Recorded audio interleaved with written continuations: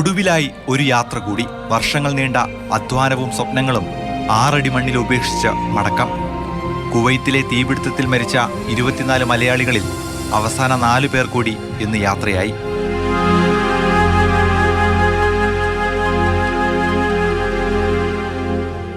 പുതുപ്പള്ളി മന്ദിരം ആശുപത്രിയിൽ സൂക്ഷിച്ചിരുന്ന സ്റ്റെഫിൻ എബ്രഹാം സാബുവിന്റെ ഭൗതിക ശരീരം രാവിലെ 7 മണിയോടെ പാമ്പാടിയിലെ വാടക വീട്ടിലെത്തിച്ചു.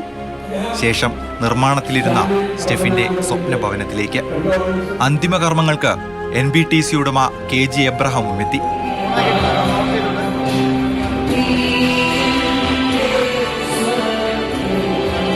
പണി നടക്കുന്ന വീടിന്റെ നിർമ്മാണം നോക്കിക്കാണാൻ ഒടുവിൽ സ്റ്റെഫിനെത്തി.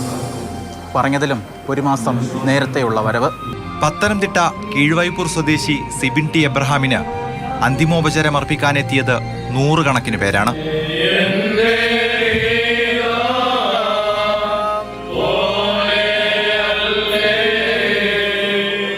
പാണ്ടനാട് സ്വദേശി മാത്യു തോമസിന് നാടിന്റെ കണ്ണീരിൽ കുതിർന്ന അന്ത്യാഞ്ജലി.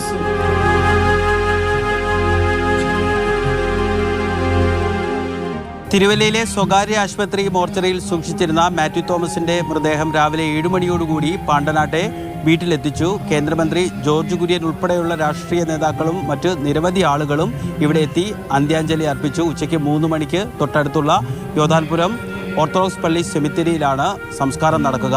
പത്തനംതിട്ട അട്ടച്ചാക്കൽ സ്വദേശി സജു വർഗീസും നിത്യതയിലേക്ക് അലിഞ്ഞു.